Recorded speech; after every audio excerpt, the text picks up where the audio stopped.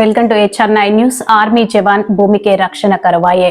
దేశ భద్రతలో విధులు నిర్వహిస్తున్న ఆర్మీ జవాన్ భూమికి శ్రీ సత్యసాయి జిల్లాలో రక్షణ కరువైంది. గోరంట్ల మండల పరిధిలోని పాలసముద్రం పంచాయతీ రాగి మేకలపల్లికి చెందిన చౌడేష్ తన భూమిని తనకు ఇప్పించాలని పుట్టపర్తిలోని కలెక్టర్ కార్యాలయంలో కలెక్టర్ చేతన్ని ఆశ్రయించారు. రాగిమేకలపల్లి పొలం సర్వే నెంబర్ 11లో తనకు 5 ఎకరాల భూమి ఉందని, దానిని కొందరు వ్యక్తులు కబ్జా చేసి దౌర్జన్యంగా సాగు చేసుకుంటున్నారని కలెక్టర్ కి ఫిర్యాదు చేశారు.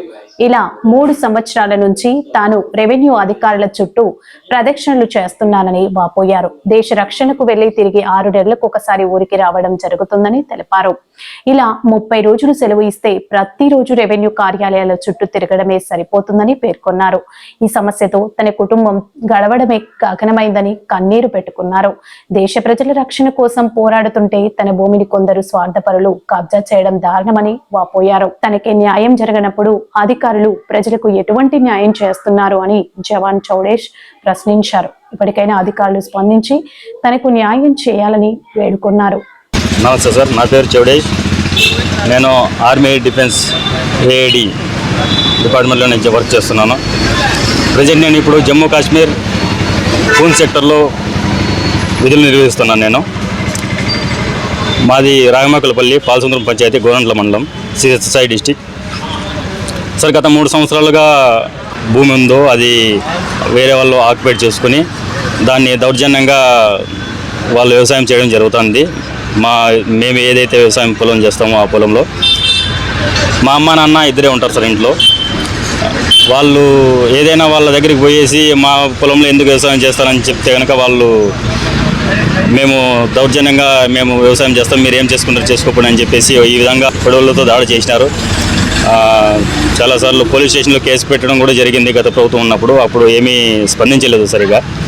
సీఎం సార్ చంద్రబాబు సార్ గారికి, deputy CM Pawan Kalyan sir గారికి, నారా లోకేష్ గారికి నా నమస్కారాలు. సార్ దయచేసి నేను చాలా రోజుల నుంచి కష్టపడుతున్నాను సార్ దీని వ్యవసాయ భూమి కోసం. సార్ నాకు ఎక్కడే కానీ ఏ ఆఫీస్కి వెళ్ళినా కూడా న్యాయం జరగలేదు సార్. నేను ఎస్పీ ఆఫీస్ తిరిగినాను, కలెక్టర్ ఆఫీస్ గారి కూడా తిరిగినాను. ఇక్కడ వచ్చిన తర్వాత స్పందిస్తారు సార్. నేను పొలంలో పోయిన తర్వాత ఎవరు స్పందించారు సార్ సరిగా అక్కడ. సో సార్ ఖచ్చితంగా న్యాయం జరగాలని ఈ వీడియో ద్వారా అయినా కనీసం మీతో మీట్ అవ్వాలంటే నాకు అంత టైం దొరకదు సార్. ఎందుకంటే నేను 6 మంత్స్కి ఒకసారి 1 మంత్ వచ్చినా కూడా నాకు మా భార్య పిల్లలు, మా అమ్మ నాన్న వాళ్ళతో గడపడం కూడా నాకు టైం ఉండదు సార్. ఎందుకంటే ఈ కేసు ద్వారా నేను ఇలానే తిరగడం జరుగుతాను సార్. కలెక్టర్ ఆఫీస్ గారికి, ఎస్పీ ఆఫీస్ గారి దగ్గరికి, ఎంఆర్ఓ ఆఫీసర్ గారి దగ్గరికి ఇలా తిరగడం జరుగుతుంది సార్. నేను గత 3 సంవత్సరాలుగా నాకు ఏ న్యాయం జరగలేదు సార్. నేను మన స్థానిక ఎమ్మెల్యే గారి దగ్గరికి కూడా పోవడం జరిగింది సార్. మా పెనుగొండ అనేది ఒకటి సార్ మాది. సొంతమ్మ మేడం గారి దగ్గరికి కూడా పోయి కలవడం జరిగింది. మేడం గారు స్పందించారు సార్. మేడం గారు అయితే నాకు స్పందించి అక్కడ ఫోన్ చేశారు ఎంఆర్ఓ గారికి. ఎంఆర్ఓ సార్ గారు కూడా వచ్చినారు సార్ ఫీల్డ్లోకి. అయితే వచ్చిన తర్వాత సరే చేద్దామనేసి మళ్ళీ వెళ్ళిపోతారు సార్. నాకు అంతలోపు లీవ్ అయిపోతుంది సార్. నేను ఇప్పుడు 15 డేస్ వచ్చినాను సార్ లీవ్. ఆల్రెడీ 1 వీక్ అయిపోయింది లీవ్ నాది. ఇంకా 4 డేస్ ఉంది సార్ నాకు. 4 డేస్లో నాకు కనీసం ఈ వీడియో ద్వారా అయినా నేను ఇక్కడ లేకున్నా కూడా మీరు కనీసం మీరే స్వయంగా వచ్చి ఏదైనా కానీ నాకు న్యాయం చేస్తారని చెప్పేసి నేను 5 ఎకరాల 6 సెంట్లు సార్ మాది భూమి. ఇది 11 సర్వే నెంబరు. ఆల్రెడీ సార్ మాకు LPMs వచ్చినాయి సార్. చూడండి మొత్తం అన్నీ కలెక్టర్ సార్ గారు కూడా చూసినారు సార్. ఇప్పుడు కలెక్టర్ నేను ప్రజెంట్ ఇప్పుడు మన కలెక్టర్ ఆఫీసర్ గారి దగ్గరే ఉన్నాను. నేను ఇప్పుడే సార్తో మాట్లాడొచ్చినాను. సార్ అయితే అంత కరెక్ట్గా ఉంది, ఆల్ ఓకే అని చెప్పి స్కానర్ కూడా చూసినాడు సార్. స్కానర్ చూసి అన్నీ మొత్తం అన్నీ ఆల్ ఓకే ఉన్నాయి. వీళ్ళకి పోయేసి సర్వే చేసి ఏదో ఒక న్యాయం చేయండి అని చెప్పినారు సార్ అయితే ఇప్పుడు సార్ ఒక సోల్జర్కి ఇలా తిప్పించుకోవడం చాలా దౌర్భాగ్యం స్థితిలో ఉన్నానని నాకు ఎందుకు అనిపిస్తాను సార్ మన ఆంధ్రప్రదేశ్లో. దయచేసి అంటే ప్రతి ఒక్కరికి న్యాయం జరగాలని కోరుకుంటాం సార్ ఎవరైనా కానీ ఒక సోల్జర్ సార్, నేను ఒక సోల్జర్కి ఇంత అన్యాయం జరగడం చాలా దౌర్భాగ్య స్థితిలో ఉన్నానని నాకు ఎందుకు అనిపిస్తుంది సార్. నాకు కనీసం ఒక అధికారిగా ఉన్న వాళ్ళు కూడా ఒక సోల్జర్కి ఇలా తిప్పించుకోవడం చాలా అన్యాయం సార్ ఇది. సార్ దయచేసి మీరైనా నాకు కనీసం న్యాయం చేస్తారని చెప్పేసి నేను ఆశిస్తున్నాను సార్. నేను గత ప్రభుత్వంలో కూడా సార్ చాలాసార్లు రావడం జరిగింది. గత ప్రభుత్వంలో వాళ్ళ మీద FIR కూడా అయింది. ఎవరైతే మా అమ్మని మన అనుకుంటున్నారో వాళ్ళ మీద FIR కూడా అయింది సార్. వాళ్ళ మీద మా అమ్మ 9 మాసాలు మోచి నన్ను ఒక దేశం కోసం రక్షణగా ఒక సోల్జర్గా నన్ను పంపించారు సార్ మా అమ్మకి.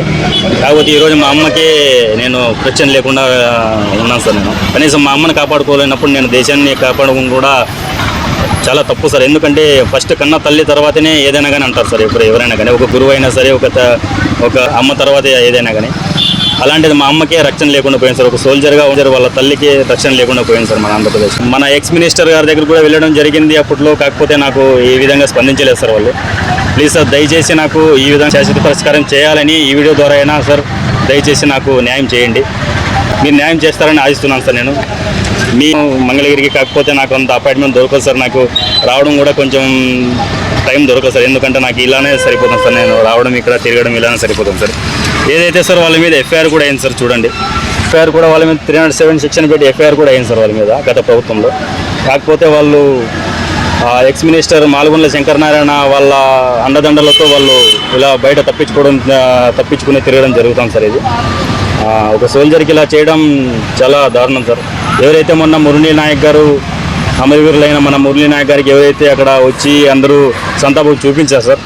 అది అంటే ఒక సోల్జర్ భూమి మీద ఉన్నప్పుడు ఇలా తిప్పించుకుంటారు. ఒక సోల్జర్ ఒకవేళ అలా ఏదైనా అలా జరిగినప్పుడు ఇలా వచ్చే సంతాపం చూపించడం చాలా తప్పు సార్. ఎందుకంటే ఏదైనా కానీ బతుకున్నప్పుడే చేయాలి, కానీ ఏదైనా సాయం తెచ్చిన తర్వాత సాయం చేయడం అది చాలా తప్పు సార్. అది ఓకే, వాళ్ళ అమ్మ వాళ్ళ ఆయనకి హెల్ప్ చేసినారు, నేను ఒప్పుకుంటాను దానికి. కాకపోతే ఇలా వేరే సోల్జర్స్ కూడా ఉన్నారు సార్. ఇలా మాలాంటి సోల్జర్స్ చాలామంది ఉన్నారు. మురళీ నాయక్ లాంటి సోల్జర్స్ మన సత్యసాయి డిస్ట్రిక్ట్లో చాలామంది ఉన్నారు సార్.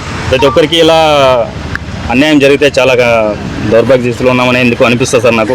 దయచేసి మీరు ఈ యొక్క వీడియో చూసిన తర్వాత మీరు నాకు ఏదో విధంగా హెల్ప్ చేస్తారనే ఉద్దేశంతోనే నేను ఇలా మీడియా ముందుకు రావడం జరిగింది సార్.